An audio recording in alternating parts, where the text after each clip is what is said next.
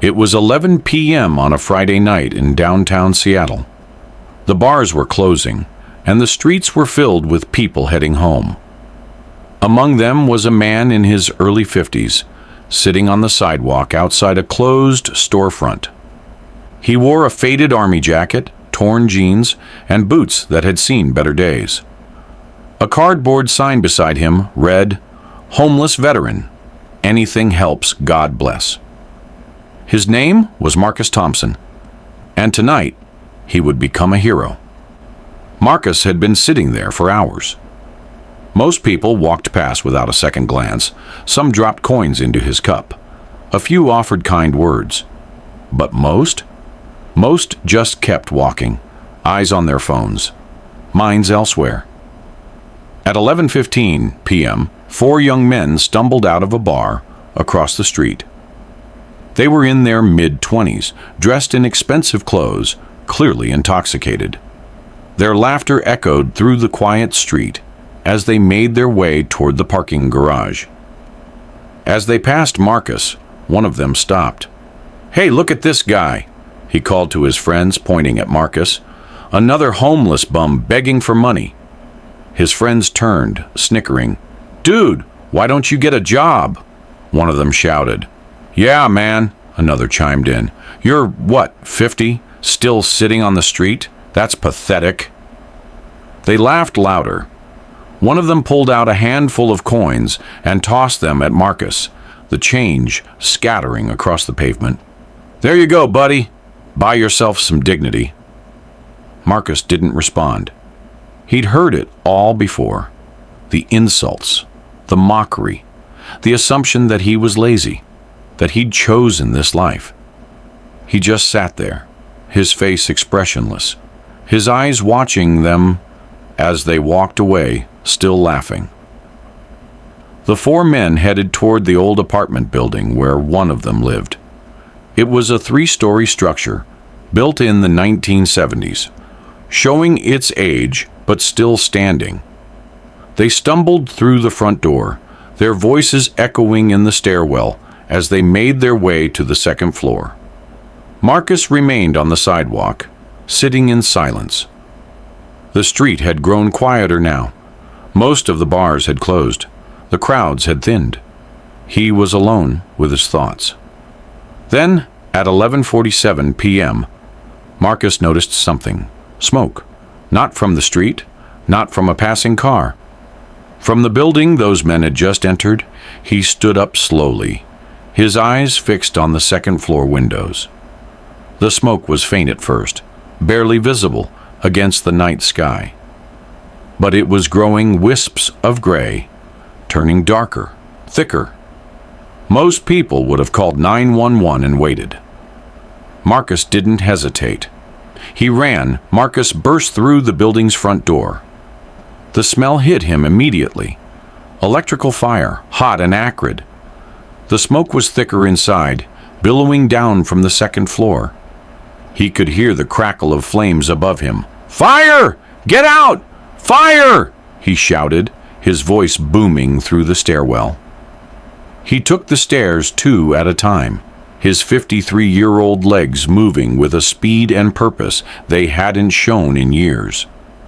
Muscle memory kicked in, the same instinct that had carried him through 2 tours in Iraq, the same training that had earned him 2 Purple Hearts. The second-floor hallway was filled with smoke. He could barely see, but he knew there were people inside. Those 4 men, maybe others. He found the first apartment door, unlocked, left open by the drunk men who'd stumbled in minutes earlier. Inside, flames were crawling up the wall from an electrical outlet. The fire was spreading fast. 3 of the men were passed out on the couch, oblivious. The 4th was in the bathroom. "Get up! Fire! Now!" Marcus grabbed the first man, shaking him violently. The man's eyes fluttered open, confused, disoriented. "What? Fire! Move!"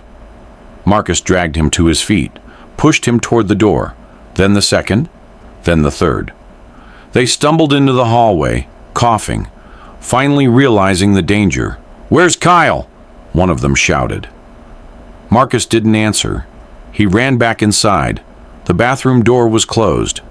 Smoke poured from beneath it. Marcus kicked it open. Kyle was collapsed on the floor, unconscious from smoke inhalation. Marcus grabbed him under the arms and dragged him out. The flames were spreading faster now, reaching the ceiling, consuming the apartment. The heat was unbearable. He pulled Kyle through the hallway, down the stairs, out into the street just as the fire trucks arrived. Sirens wailing, firefighters rushed in. Paramedics took over, administering oxygen to Kyle and the others. Marcus stepped back, his face covered in soot, his hands burned, his breath ragged. One of the young men, the one who'd thrown coins at him, stared at Marcus in disbelief. You saved us. You're the guy from the street, the homeless." "Veteran," Marcus said quietly. "Homeless veteran." The police arrived to take statements. One of the officers recognized Marcus. "Wait, aren't you Marcus Thompson? Sergeant Thompson?" Marcus nodded. "Sir, you served 2 tours in Iraq, 2 Purple Hearts, Bronze Star for Valor." The officer turned to the 4 young men. "This man saved 14 soldiers in Fallujah, and tonight he saved you." The men stood there, speechless.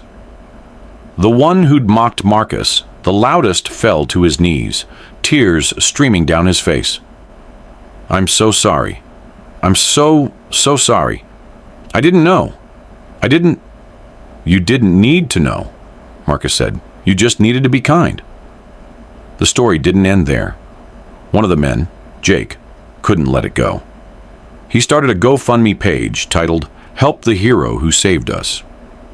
He shared the story, tagging local news outlets. Within 48 hours, the page had raised $50,000. By the end of the week, it reached $180,000. Marcus Thompson used that money to get an apartment, treatment for his PTSD, and job training. 6 months later, he was working as a veteran outreach coordinator, helping other homeless veterans get back on their feet. The 4 men, they became some of his biggest supporters. Jake quit his finance job to volunteer full-time with veteran organizations. Every year, on the anniversary of that night, they visit Marcus, not as strangers, but as friends. Marcus didn't save those men's lives because they deserved it. He saved them because that's who he was. A soldier, a hero, a man who'd sworn an oath to protect others, even those who mocked him. The lesson: never judge someone by their circumstances. You never know who they really are, or what they're capable of.